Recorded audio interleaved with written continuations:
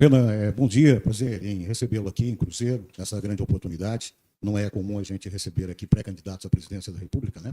Então a gente fica bastante feliz em recebê-lo aqui. Atentamente ouvindo as suas indagações, principalmente no quesito de mudanças, né? E a gente até se incentiva quando você fala dessas mudanças, mas a gente sabe que isso não se faz através de decreto presidencial. Mudar a Constituição é preciso que haja o aval do Congresso Nacional.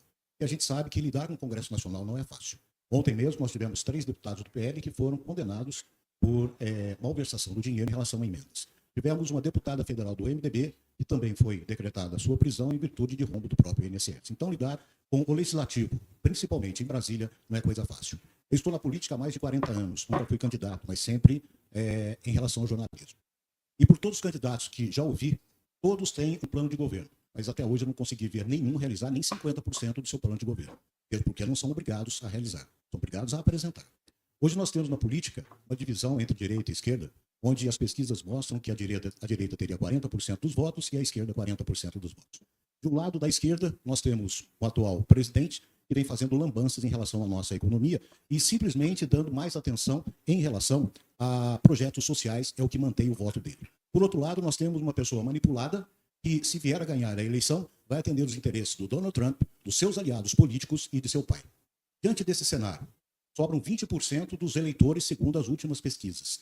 Por que você se candidatar à presidência da República, diante de todos esses números, mesmo porque o partido não tem tanto envolvimento político no Brasil, principalmente em relação a fundo partidário, e como você furar essa bolha para poder chegar ao cargo de presidência da República? Eu sou o Marco Baracho, portal NBS e também Rádio Mix. Olha, Marco Baracho, estou falando aqui para a live, que ótima pergunta, vou te dar um beijo no senhor para a pergunta, é sério, porque é uma descrição clara da realidade, e que bom que descreveu muito bem quem são meus concorrentes. Eu vou começar pelo final. Não há 40% de voto cristalizado no Flávio Bolsonaro. Esse é um voto antipetista, e o antipetismo, ele é pelo menos 50% do Brasil, isso em todas as eleições, desde a redemocratização, a gente pode falar. Há um antipetismo difuso, que é presente nas classes médias, portanto mais presente no centro-sul do Brasil. E esse antipetismo difuso, ele tem um conjunto de valores que garantem o que ele é, e ele acabou votando no Fernando Henrique, ele votou no Collor, ele votou no Bolsonaro, e ele em parte é bolsonarista, mas ele não é como no todo bolsonarista. Então ele não tem o 40% que é dele. Eu rodei o Paraná, que é um estado que supostamente ele tem 60 e poucos por cento nas pesquisas, eu não vi o eleitor do Flávio, eu vi antipetista que precisa votar em alguém para derrotar o PT, o que é uma coisa diferente. O Lula não. O Lula parte tranquilamente de uma base de 32, 3% sólida, que não há como mexer. E é por isso que nunca há renovação à esquerda enquanto houver o Lula. Porque esse eleitor não será alterado. Começou a alterar esse eleitor no Nordeste agora, porque as gerações mais novas no Nordeste não votam no Lula. E eu sei disso porque eu estive lá, e eu estou crescendo no Nordeste, eu estou crescendo pegando eleitor, inclusive, do Lula. Isso é uma notícia boa. Eleitor jovem, um menino jovem, uma menina que quer ter emprego, uma menina que tem medo de ser assaltada, ela não se vê contemplada pelas propostas do PT. Principalmente em lugares como o Ceará, em que o crime organizado está tomando as cidades das pessoas. Eles querem uma solução para isso. Então, há espaços na direita e há espaços à esquerda para você buscar pessoas novas que estão procurando um caminho eleitoral muito diferente. Então, essa é uma eleição que, caso eu, e não vai ser o Ratinho, não vai ser Zema, não vai ser ninguém, sou eu. Se eu tiver espaço, eu serei capaz de fazer isso. Por quê? Porque diferente da turma do Flávio, não, desculpa, do Caiado, Zema, Ratinho, eles são puxa-sacos do Flávio. Então como é que eles vão mostrar para esse eleitor antipetista que o Flávio é ruim? Eles querem imitar o Flávio. Eles querem falar que eles são mais bolsonaristas que o próprio Bolsonaro. Olha, eu gosto mais do Jair do que o Flávio, que é filho dele. No fundo, eles são isso. Você não vai conseguir substituir os caras sendo puxa-saco. É uma coisa meio humilhante, sabuja. Tanto que o Zema, ele quer ser vice do Flávio. E o Ratinho Júnior, coitado, ele nem sabe o que ele tá fazendo ali. Tá, inclusive, envolvido no escândalo do Banco Master. Aí eu vou agora chegar pro começo da tua pergunta. Né? Como aplicar as ideias? Eu vou discordar de você que os outros candidatos apresentavam grandes programas.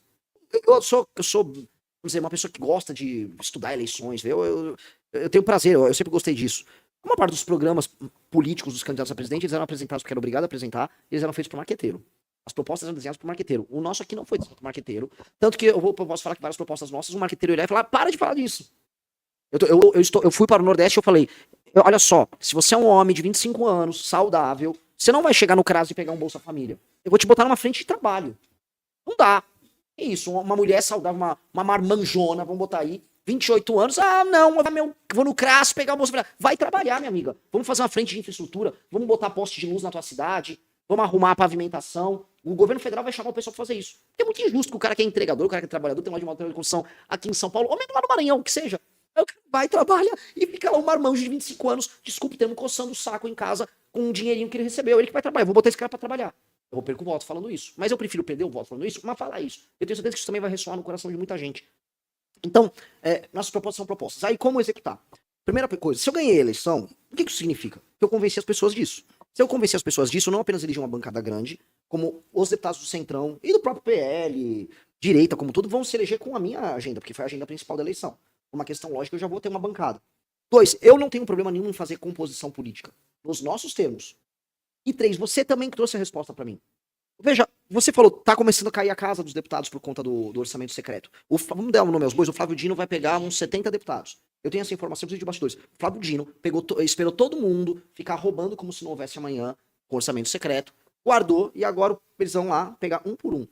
Eu não gosto do Flávio Dino. Dito isso, eu vou colocar a Polícia Federal para pegar todo mundo também. Porque o poder relativo do Congresso tem que diminuir. Tem que dar uma baixada de bola. Hoje o Congresso tá muito poderoso pra cima do presidente. Hoje vai ser assim, todo mundo do Centrão tá envolvido com um escândalo. Então assim, parou o escândalo, vocês vão ser investigados. Agora, quer trabalhar direito comigo? Quer vir construir um nosso pacote de segurança pública? Quer reformar o Brasil? Vem conosco, entra no ministério, viva o lucro político positivo disso. Ah, não, você quer roubar, quer botar uma faca no meu pescoço? Eu vou com a Polícia Federal pra cima de você. Junto com o Flávio Dino, que seja. A ladrão vai ser pego. Aí você vai ver que os caras vão pular. Tá todo mundo em pânico no Congresso. As pessoas imaginam hoje que o Congresso tá todo mundo feliz. Não estão. Os caras estão no INSS, escândalo de emenda, os líderes partidários envolvidos no escândalo do Master. A gente está num momento de crise que o Congresso também tem medo. Infelizmente, como há na sociedade brasileira essa doença chamada bolsonarismo e outra doença chamada petismo, a sociedade não se uniu e fala que tal a gente só não votar em ladrão? Só que as pessoas estão presas na doença. Então ela vai votar um ladrão de esquerda e um ladrão de direita. Mas não houvesse essas doenças, a sociedade se uniria para cuidar do que importa. Né? Mas eu acho que se eu ganhar, significa que a sociedade deu uma esclarecida. Não sei se eu respondi perfeitamente, mas... Obrigado.